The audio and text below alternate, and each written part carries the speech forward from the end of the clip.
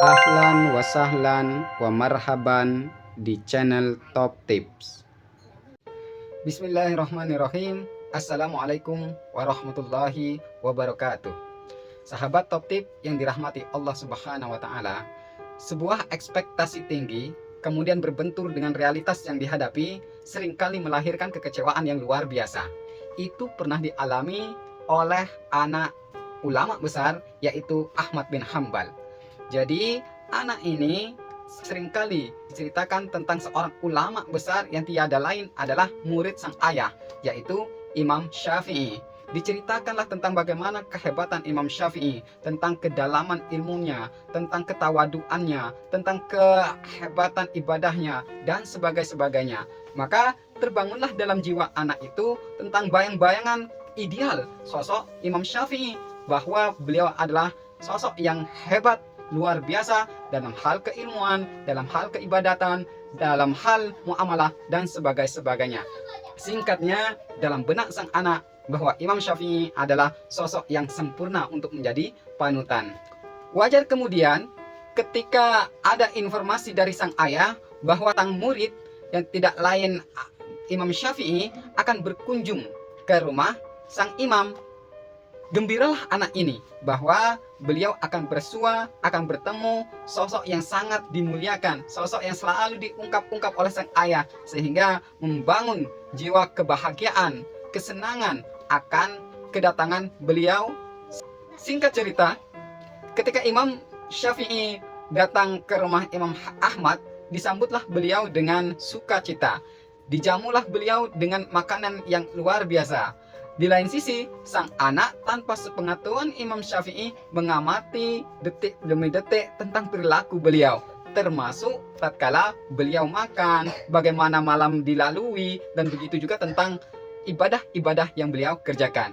Maka pada keesokan harinya ditanyalah sang imam, yaitu Imam Ahmad, mencoba menyelidiki tentang bagaimana penilaian sang anak terhadap muridnya yang beliau selalu sampaikan sosok yang luar biasa itu.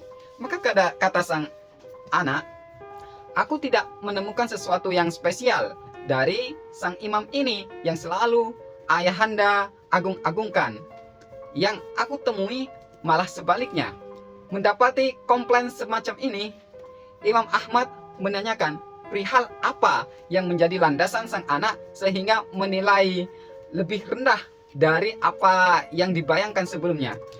Maka dipanggillah Imam Syafi'i sekaligus untuk bertabayun tentang apa yang menjadi penilaian anak dan kira-kira apa alasan Imam Syafi'i, klarifikasi Imam Syafi'i terkait fenomena yang ditangkap oleh sang buah hati. Maka ketika Imam Syafi'i telah datang, sang ayahanda menyilakan sang buah hati untuk menuturkan hal yang mengganjal hatinya terkait kepribadian Imam Syafi'i. Maka sang anak kepada Imam Syafi'i berkata, wahai Syekh, aku dapati engkau menikmati menu yang dihidangkan, begitu banyak engkau santap.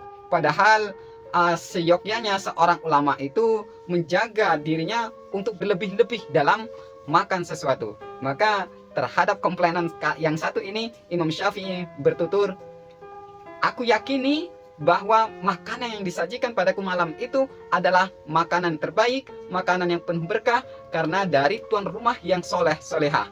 Maka aku santaplah makanan itu sebanyak-banyaknya karena aku ingin memenuhi perutku ini dengan sesuatu yang baik, dengan sesuatu yang halal, dengan sesuatu yang penuh barokah. Jadi ada argumentasi yang dikedepankan oleh Imam Syafi'i terkait dengan banyaknya beliau menyantap makanan pada malam itu. Nah, selanjutnya kata Imam Ahmad, apalagi yang hendak engkau tanyakan kepada Imam Syafi'i? Maka kata sang anak, aku dapati engkau tadi malam tidak berwudu, pun demikian engkau tidak bertahajud. Apa yang menjadi argumenmu terkait hal itu? Maka kata Imam Syafi'i, aku semalam tidak tahajud karena ketika hendak tidur terlintas dalam benakku satu persoalan fikih. Maka aku lebih memilih untuk mengurai persoalan hadis itu yang akhirnya aku temukan beberapa hukum ketimbang aku melaksanakan sholat tahajud.